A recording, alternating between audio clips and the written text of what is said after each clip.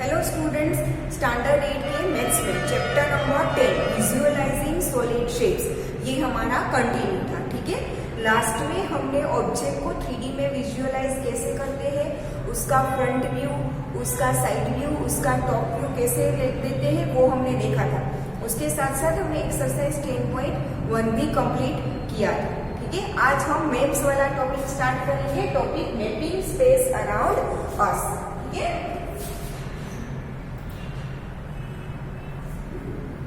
mapping space around us. You have been dealing with maps since you were in primary classes. In geography, you have been asked to locate a particular state, a particular river, a mountain, etc. on a map. In history, you might have been asked to locate a particular place where some event had occurred long back.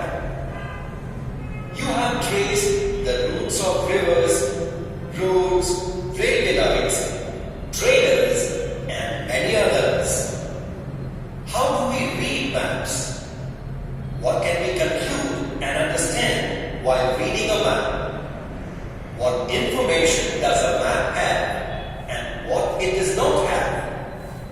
Is it any different from a picture? In this section, we will try to find the answers to some of these questions. Look at the map of a house whose picture is given alongside. What can we conclude from this illustration? When we draw a picture, we attempt to represent reality as it is seen with all its details, whereas a map depicts only the location of an object in relation to other objects. Secondly, different persons can give descriptions of pictures completely different from one another depending upon the position from which they are looking at the house. But this is not true in the case of a map. The map of the house remains the same irrespective of the position of the observer. In other words, the perspective is very important for drawing a picture, but it is not relevant for a map.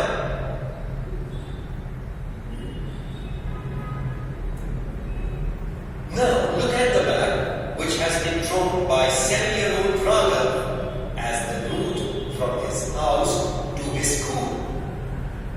From this map, can you answer the following questions? 1. How far is Raghav's school from his house? 2. Would every circle in the map depict a roundabout? 3. Whose school is nearer to the house?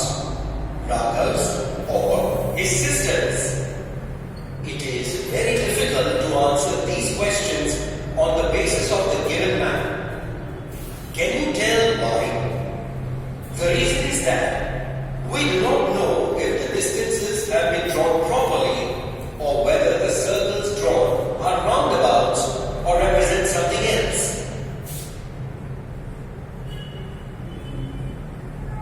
Now look at another map drawn by Raghav's sister, 10-year-old Meena, to show the route from the house to her school.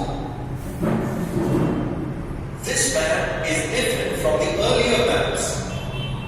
Here, Meena has used different symbols for different landmarks. Secondly, the longer line segments have been drawn for longer distances and shorter line segments have been drawn for shorter distances. That is, she has drawn the map to a scale. Now you can answer the following questions. How far is Raghav's school from his residence? Whose school is nearer to the house, Raghav's or Meena's? Which are the important landmarks on the route? Thus, we realize that the use of certain symbols and mentioning of distances has helped us read the map easily. Observe that the distances shown on the map are proportional to the actual distances on the ground. This is done by considering a proper scale. While drawing or reading a map, one must know to what scale it has to be drawn or has been drawn. That is, how much of actual distance is denoted by 1 millimeter or 1 centimeter in the map. This means, while drawing a map, one needs to decide that 1 millimeter or 1 centimeter of space in that map shows a certain fixed distance on the ground of, say, 1 kilometer or 10 kilometer or 100 kilometer. While drawing a map, particular scales are used. In different maps, different scales should be used. But don't forget, in one map, only one scale is used. देखो यहाँ पे क्या बोला है कि हम draw करने के लिए कोई स्केल लेते हैं। अब सोचो हमारा गुजरात स्टेट कितना बड़ा है, अर्थ पे तो वो कितना बड़ा है, बट अगर हम उसे पेपर पे उसका मैप बनाए तो हम तो छोटू सा बनाते हैं ना, ठीक है। तो इतना बड़ा गुजरात स्टेट हम पेपर पे इतना बड़ा पेपर तो पे हमारे पास होगा नहीं, तो मतलब कि उसका हम छोटा वर्जन लेंगे, स्मॉलर वर्जन लेंगे, तो उसके हिसाब से हम क्या करेंगे, उसकी स्केल लेंगे, ठीक है। जैसे कि अगर एक्चुअल में जो अर्थ पे 1 किलोमीटर होता है उसे हम ग्राफ में 1 सेंटीमीटर में दिखा दें, ठीक है। कई बार तो इससे भी छोटी स्केल लेनी पड़ती है, ठीक है। कई बार तो 10 किलोमीटर के अर्थ पे जो 10 किलोमीटर का डिस्टेंस होता है ना, वो एक्चुअल में ग्राफ में हमें सिर्फ 1 सेंटीमीटर लेना पड़ता है, ठीक है। तो ऐसे हम स्केल लेते हैं ग्राफ के लिए। फिर क्या बोला है कि different map different scale should be used. अलग अलग मैप हम बनाए तो अलग अलग स्केल यूज करनी पड़ेगी। देखो यहाँ पे जैसे इंडिया का और गुजरात का मैप दिया है, तो ऑब्वियसली गुजरात तो इसमें इतना सा छोटू सा है, तो दोनों का मैप बनाओ तो दोनों की साइज सेम होगी नहीं होगी। एक ही पेज पे आप बड़ा सा गुजरात का भी बना सकते हो और इंडिया का भी बना सकते हो, दैट मीन्स कि दोनों के लिए सेम स्केल यूज नहीं कर सकते हम, ठीक है। तो डिफरेंट मैप के लिए डिफरेंट स्केल आएगी, बट कोई अगर एक ही मैप आप बना रहे हो तो उसमें एक ही स्केल आएगी, इसमें स्केल हम बारी बारी से चेंज नहीं कर सकते, ठीक है। अगर एक ही मैप है तो उसमें एक ही स्केल यूज होगी, अलग अलग मैप है तो अलग अलग स्केल चलेगा, ठीक है। To understand this, look at the cities in Gujarat in the map of India as well as the map of Gujarat and check the scale of both the maps.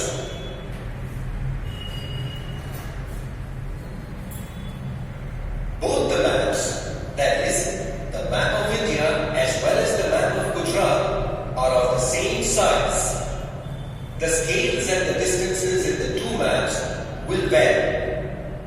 That is, 1 centimeter of space in the map of Gujarat will represent smaller distances as compared to the distances in the map of India.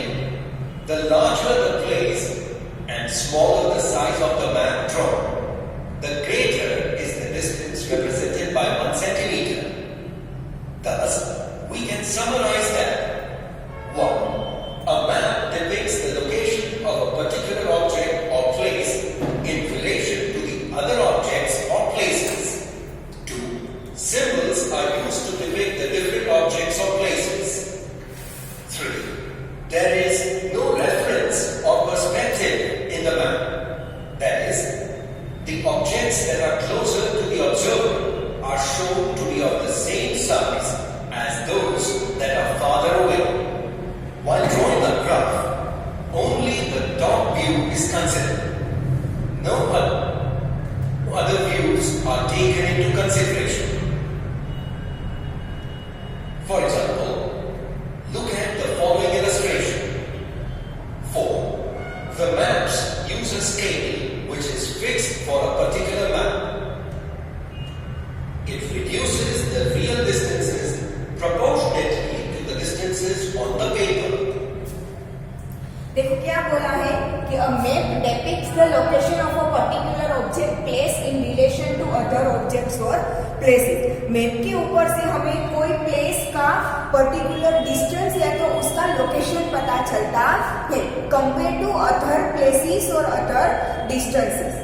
ठीक है, हर एक चीज की comparison में नहीं मिलता। फिर symbols are used to depict the different objects और प्लेसेस। आप एसएस में तो मैप्स बनाते होंगे, तो अलग अलग चीजों को दिखाने के लिए आप अलग अलग सिंबल यूज करते हो ना। ठीक है, तो ऐसे मैप में कोई प्लेस या तो कोई ऑब्जेक्ट कोई चीज दिखाने के लिए हम अलग अलग सिंबल्स यूज करते हैं। There is no reference or perspective in map, that is objects that are closer to the observer are shown to be of the same size as those that are further away. While drawing a graph, only top view is considered. No other view are taken to be consideration. For example, look at the following illustrations. ठीक है, देखो map में कभी हम दिखाते हैं तो नजदीक की चीज बड़ी हो और दूर की चीज छोटी हो, ऐसा मैप में नहीं दिखाया जाता। मैप में ऐसा नहीं दिखाया जाता। मैप में हर एक चीज की साइज सेम होती है और मैप ऑलवेज टॉप व्यू से लिया जाता है। कहाँ से लिया जाता है? टॉप व्यू से। जैसे कि यहाँ पे देखो, ये है टॉप व्यू से लिया है, तो ऊपर से सारे ट्री सेम साइज के ही लगेंगे, जबकि ये क्या है? साइड व्यू है, तो दूर जाते जाते छोटा हो जाएगा। तो ऐसे नहीं हो सकता। मैप कैसे लिया जाता है? टॉप व्यू से। ठीक है, now maps use a scale which is fixed for a particular map. It reduces the real distances proportionality to distances on the paper. Map में अभी अभी मैंने बोला कि हम स्केल यूज करते हैं। ठीक है, कोई बड़े ऐसे डिस्टेंस के लिए हम मैप में छोटा सा स्केल ले लेते हैं और वो पर्टिकुलर मैप के लिए वो क्या होता है? फिक्स होता है। ठीक है,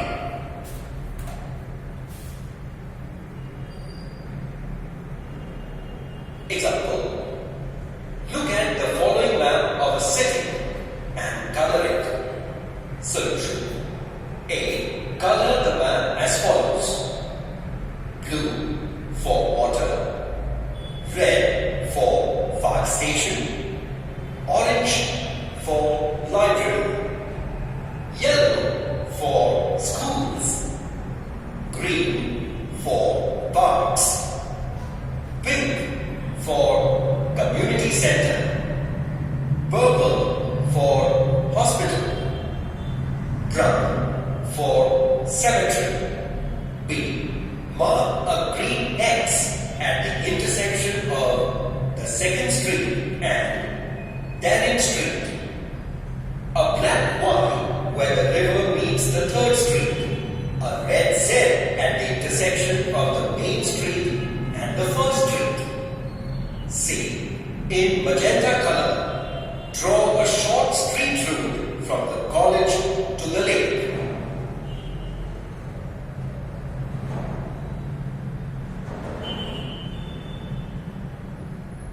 Example: look at the given map of a city.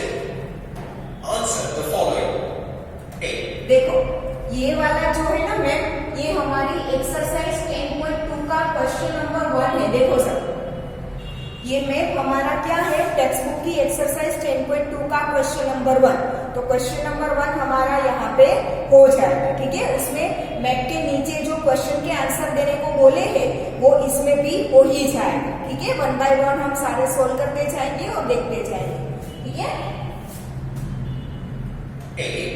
Color the map as follows: blue for water, red for fire station, orange for library, yellow for schools, green for park, pink for college, purple for hospital, brown for cemetery. देखो हमारा answer the following में ए क्या था? हमें colour करने थे अलग अलग। ठीक है, तो colour the map as follow: blue water के लिए ब्लू, तो ये लेक में वाटर होगा। ठीक है, तो उसके लिए ब्लू। फिर है red for fire station, fire station को रेड करना था। ऑरेंज फॉर लाइब्रेरी, यहाँ रहा लाइब्रेरी, उसे किया ऑरेंज। फिर येलो फॉर स्कूल, तो 2 स्कूल है, एक प्राइमरी और एक सीनियर सेकेंडरी, तो इन दोनों को येलो किया। फिर ग्रीन फॉर पार्क, ये पार्क था सिटी पार्क, तो उसे ग्रीन किया। फिर pink for college, city college को क्या किया? पिंक किया। फिर purple for hospital and brown for cemetery. ठीक है, सिमेट्री को कैसा किया, ब्राउन। हो गया 1A। Now 2, mark a green X at the intersection of road C and Nehru road. पहले तो रोड सी और नेहरू रोड कहाँ पे है, ठीक है, road C and road Nehru road. Road C ये रहा, ये है रोड सी, ठीक है, और ये है नेहरू रोड। तो रोड सी और नेहरू रोड यहाँ पे इंटरसेक्ट होते हैं, तो यहाँ पे क्या करना है, ग्रीन कलर का एक्स लिखना है, ठीक है। फिर green Y at the intersection of Gandhi road and road A. ये रहा रोड ए और ये रहा गांधी रोड। तो ये रोड ए और गांधी रोड दोनों का इंटरसेक्शन हो, वहां पे हमें क्या करना था, ग्रीन कलर का वाई सिंबल करना था, ठीक है। तो देखो, B. Mark the green X at the intersection of Road C and Nehru Road. हो गया green X? Y at the intersection of Gandhi Road and Road A. Done? C. In red, draw a short straight route from the library to the bus depot. Here. देखो क्या बोला था, C क्या है, in the red draw a short street route from library to the bus depot. Library से bus depot तक का हमें शॉर्ट रूट रेड लाइन से ड्रॉ करना है। तो ये रहा लाइब्रेरी, यहाँ से लेके बस डिपो वहां तक का ये लाइन हमें क्या करना था, रेड लाइन से दिखाना था। तो वो दिखाया है, देखो। Here is the short route. D. Which is further east, the city park or the market? The city park. देखो क्या था question, which is the further east, the city park और द मार्केट। सिटी पार्क और market में से कौन सा further east है, तो पहले तो दोनों देखो कहाँ पे है, ये रहा मार्केट और दूसरा क्या है, सिटी पार्क। कहाँ रहा सिटी पार्क, ये रहा मार्केट और सिटी पार्क दोनों में से फर्दर ईस्ट, ज्यादा ईस्ट की तरफ कौन है, सिटी पार्क, ठीक है। फिर है which is further south, the primary school और the secondary school. South direction ये, तो ये साउथ में कौन सा है, प्राइमरी स्कूल है या secondary school, senior secondary school. E. Which is further south, the primary school or the senior secondary school? The senior secondary school.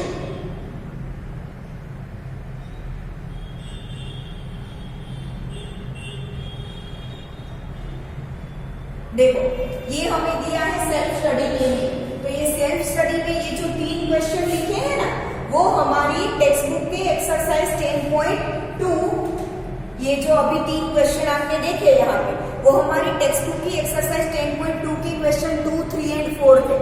मिला के देखो, ठीक है। तो देखो, draw a map of your classroom using proper scale and symbols for different objects. ये हमें करने की जरूरत नहीं, एग्जाम में ड्रॉ करने को नहीं पूछा जाएगा, ठीक है। फिर है draw a map of your school compound using proper scale and symbols for various features like playground, main building, garden etcetera. तो वो भी ड्रॉ करने की जरूरत नहीं है। फिर नंबर 4 है draw a map giving instructions to your friend so that she reaches your house without any difficulty. तो वो भी करने की जरूरत नहीं है, ठीक है। हम डायरेक्टली अब देखेंगे फेसिस, एजिस एंड वर्टाइसिस, ठीक है। तो पॉलीगॉन क्या होता है वो तो हमने आगे के चैप्टर में देखा था, चैप्टर नंबर 3 में, ठीक है। तो उसके ऊपर से अब हम देखेंगे faces, edges and vertices.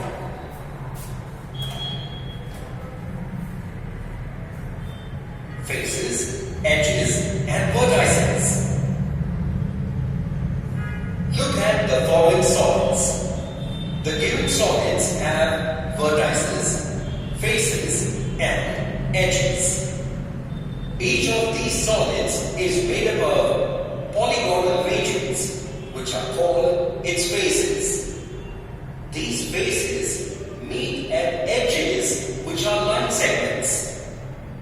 And the edges meet at vertices which are points.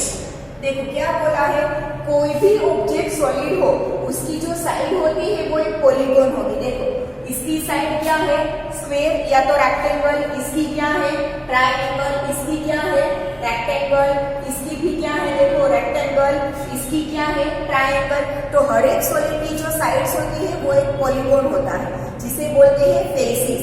ठीक है, वो फेसिस जहाँ पे मीट होते हैं उसे क्या बोलेंगे, एजिस बोलेंगे। और एजिस जहाँ पे मीट होती है उसे क्या बोलेंगे, वर्टाइसिस। तो एजिस होती है वो लाइन सेगमेंट होते, फेसिस है वो पॉलीगॉन होंगे, एजिस है वो क्या होंगे, लाइन सेगमेंट्स होंगे, और वर्टाइसिस क्या होंगे, पॉइंट्स होंगे। Clear?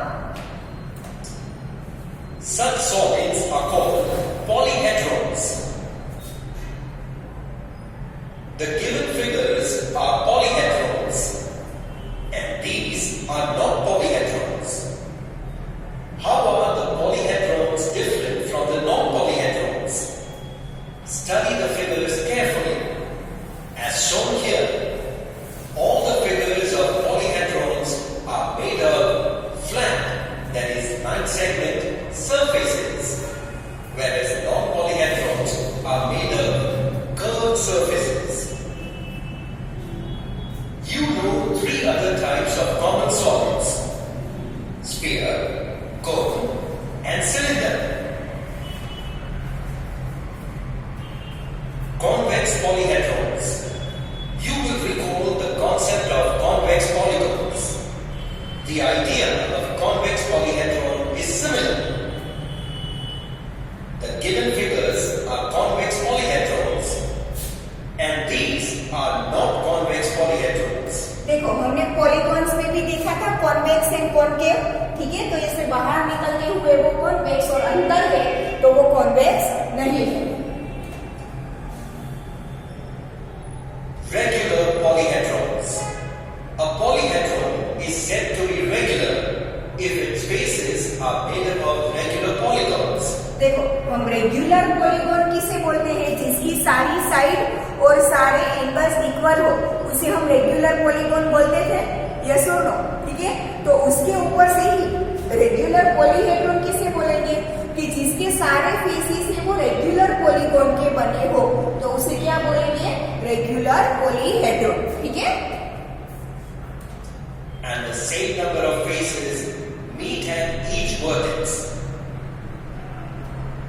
This polyhedron is regular. Its faces are congruent, regular polygons. Vertices are formed by the same number of faces. देखो यहाँ क्या बोला, फेसिस आर कॉन्ग्रुएंट, मतलब कि सारे फेसिस इक्वल है। ठीक है, सारे सेम होंगे। अगर सारे रेक्टेंगल है तो सेम साइज के रेक्टेंगल होंगे, और सारे स्क्वायर है तो सेम साइज के स्क्वायर होंगे, सारे ट्राइंगल है तो सेम साइज के ट्राइंगल सारे होंगे, सारे फेसिस ट्राइंगल ही होंगे और सारे सेम साइज के होंगे। ठीक है, उसे क्या बोलेंगे, रेगुलर पॉलीहेड्रॉन। फिर क्या बोला है, vertices are formed with the same number of faces. Same number of faces से वर्टाइसेस फॉर्म होंगे। ये वर्टाइसेस में कितने फेसिस आते हैं, 1 2 3, तो ये वर्टाइसेस में भी 3 फेसिस ही बने। ठीक है, तो सेम नंबर ऑफ फेसिस से वर्टाइसेस सारे बनते हैं। This polyhedron is not regular. All the sides are congruent, but the vertices are not formed by the same number of faces. 3 faces meet at A, but 4 faces meet at B.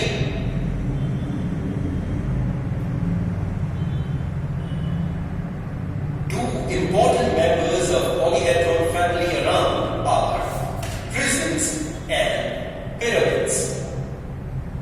We say that a prism is a polyhedron whose base and top are congruent polygons and whose other faces, that is, lateral faces, are parallelograms in shape.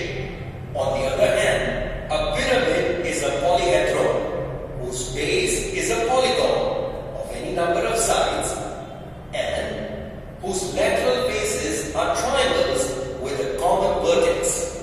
देखो क्या बोला है, a prism is a polyhedron whose base and top are congruent polygons.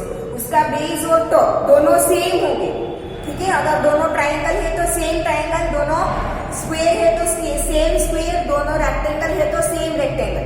तो base and top same होगा, and whose other faces, that is lateral faces, are parallelograms in shape. बाकी सारे top and bottom दोनों same होंगे। कोई भी polygon होगा, triangle, square, rectangle, pentagon, whatever, ठीक है। बट बाकी के सारे जो लेटरल फेसेस होते हैं वो सारे कैसे होंगे, पैरेललोग्राम। तो देखो ये प्रिज्म है, ये उसका बेस ट्राइंगुलर, पीछे ऐसा टॉप होगा ट्राइंगुलर, बाकी के नीचे यहाँ पे दिख रहा है वो पैरेललोग्राम, ये पैरेललोग्राम, ये वाली साइड, बाकी की साइड्स क्या होगी, पैरेललोग्राम। इसका बेस रेक्टेंगल, टॉप रेक्टेंगल, बाकी सारी साइड्स कैसी है, पैरेललोग्राम, ठीक है। जबकि पिरामिड में क्या होगा, is a polyhedron whose base is a polygon of any number of sides and whose lateral faces are triangles with a common vertex। Base है वो कोई भी पॉलीगॉन होगा, बेस है वो कोई भी पॉलीगॉन होगा, चाहे वो ट्राइंगल हो, स्क्वायर हो, रेक्टेंगल हो, पेंटागन, हेक्सागन, बेस कुछ भी हो सकता है। बट बाकी की जो सारी साइड्स होगी ना, वो सारी ट्राइंगल्स ही होगी, बाकी की सारी साइड्स कैसी होगी, ट्राइंगल्स ही होगी, और सारे ट्राइंगल एक कॉमन वर्टेक्स पे मीट होते होंगे, ठीक है। जबकि इसमें ऐसा कुछ नहीं है, देखो, ठीक है। Lateral faces are triangles with a common vertex, सारे लेटरल फेसेस ट्राइंगल ही होंगे और सारे एक कॉमन वर्टेक्स पे ही मीट होंगे, ठीक है। A prism or a pyramid is named after its base. Thus, a hexagonal prism has a hexagon as its base, and a triangular pyramid has a triangle as its base. ठीक है, यहाँ पे देखो, hexagonal pyramid में क्या था, base और top hexagon था, बाकी सारी साइड्स कैसी थी, पैरेललोग्राम थी। जबकि ट्रायंगुलर पिरामिड में क्या था, बेस ट्रायंगल होगा, बाकी की सारी साइड तो ऑलवेज ट्रायंगल ही होती है, बेस कुछ भी हो सकता है। तो ट्रायंगुलर पिरामिड में बेस कैसा होगा, triangle. What then is a rectangular prism? What is a square pyramid? ठीक है, रेक्टेंगुलर प्रिज्म में क्या होगा, बेस एंड टॉप रेक्टेंगल होगा, बाकी सारी साइड्स कैसी होगी, पैरेललोग्राम। जबकि स्क्वायर पिरामिड में क्या होगा, बेस है वो स्क्वायर होगा, बाकी सारी साइड्स तो ऑलवेज ट्रायंगल ही होती है और सारी एक वर्टेक्स पे मीट होती है, ठीक है। Clearly, their bases are rectangle and square respectively.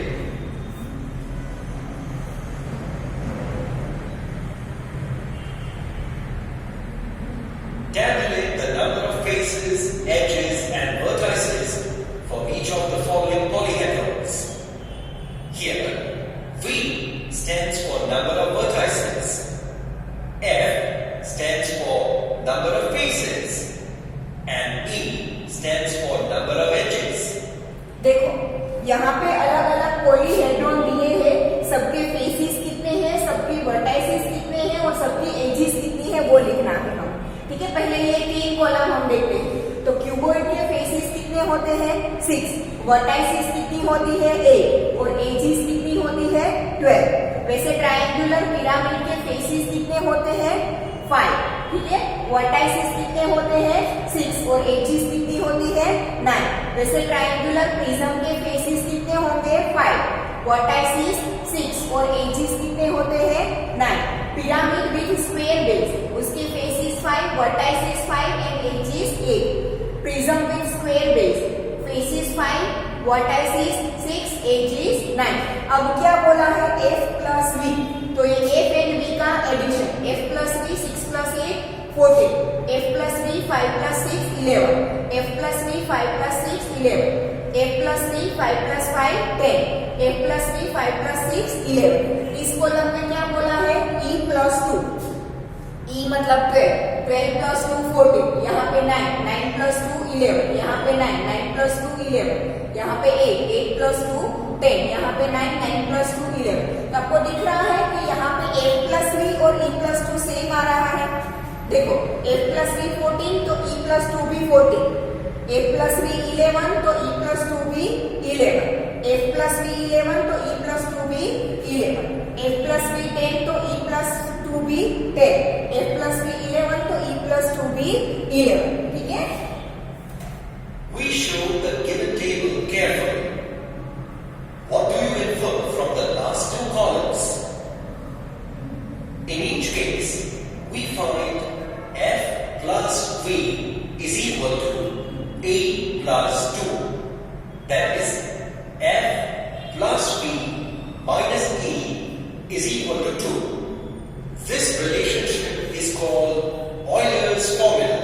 देखो E को मैं इस साइड लेके जाऊं तो क्या हो जाएगा, F plus B minus E is equal to 2।